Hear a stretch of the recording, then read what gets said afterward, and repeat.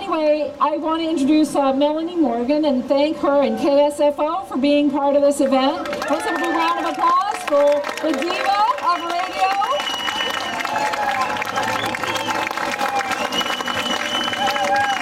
Look at the beautiful sunshine today on this spring day in San Francisco. It's been raining for 100 years, it seems like. But the good Lord above has taken care of it and allowed the sun to be here brightly upon all of you beautiful people.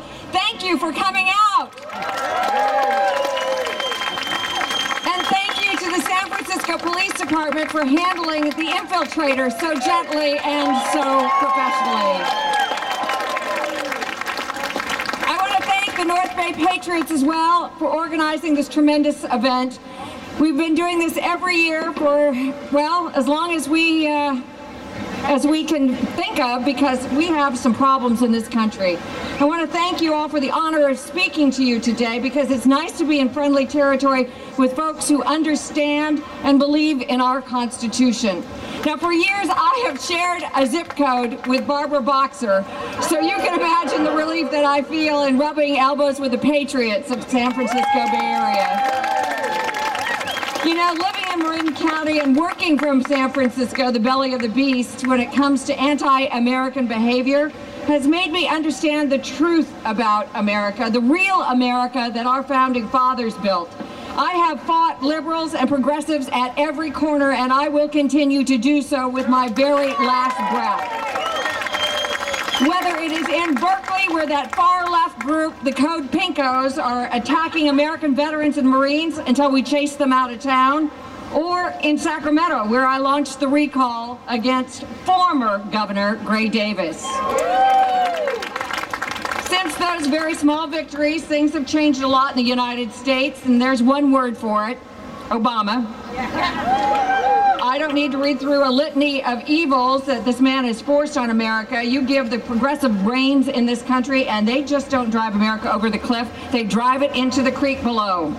They stand at our throats as we gasp for oxygen. If we brought back the old Jimmy Carter index, the misery index, you remember that? The numbers would skyrocket right off the charts. High gas prices, check. High unemployment, check. High debt, check. It is past time that we ask ourselves what Reagan asked us years ago: are you better off today than you were 3 years ago? No. The answer is a resounding hell no. The liberals shackle us with higher taxes, no choice for schools, and socialization of our society. They hurt the families with their misguided ideas, and you know what? They do it for power. Their power. Barack Hussein Obama told us he wanted to fundamentally change our great country, and now America is tipping. What Obama didn't count on was the American people waking up. Remember when Japan bombed Pearl Harbor and Japanese Admiral Yamamoto said, "I'm afraid we have awoken the sleeping giant"? I am afraid that is exactly what is happening. It isn't the first time in American history that the giant has awoken. When American colonists had enough of the taxes and the big government doled out by England, they revolted. The Boston Tea Party is a symbol of that great revolution. When Obama took the helm of the greatest nation to ever exist on earth and began chipping away at American liberties through taxes, forced nationalized health care, and a weakened national defense, the people rose up again. The Tea Party was revived as a symbol of the revolution that we are seeing in the 21st century. By your very presence here today, you are part of the change that we can really believe in.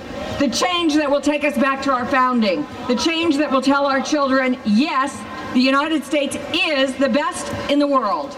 We are the strongest. We are the most humane. We are simply the best. We excel with American exceptionalism. We honor our country and our patriots. Look at the people just sitting around you right now. Just take a look. Each of you has his or her own story. But we have some things in common. We love our country, we love our families, and we love the truth. We think that that's why our skin crawl when we hear the empty words of the man who now sits in the White House.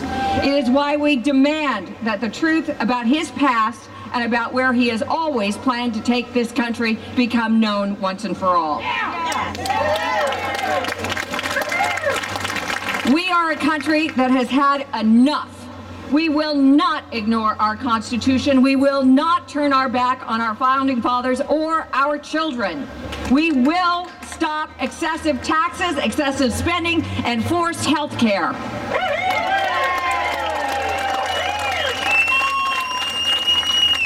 You know what? We are responsible and we are proud Americans, and we know that government has overstepped its boundaries as outlined by our Constitution. On July 4, 1776, our forefathers who were willing to die for America signed the Declaration of Independence that said, among other things, all men are created equal. That means that neither President Obama nor any other politician has the right to step on our rights. And though they might believe that they give us commoners the rights and can force us to buy health care, our founders were clear that we are all endowed by our Creator with certain unalienable rights. Those rights include life, liberty, and the pursuit of happiness. There are no guarantees that we will be happy, but we have the right to pursue it. We do have the right to liberty, and millions have given their lives for us to enjoy this freedom. So in closing, stay determined, talk to your neighbors, and if we hit a rough spot or two, keep moving forward.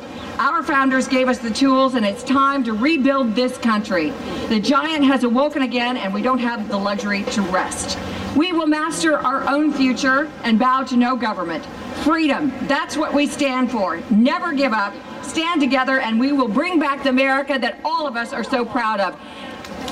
I want to thank you all for being here today, and I would also like to acknowledge the sacrifice and our support for our United States military. All of you who have served, please stand up. Yay!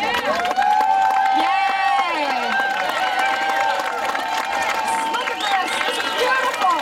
It is gorgeous. You are such handsome and such beautiful men and women, and we thank you for your service and your sacrifice.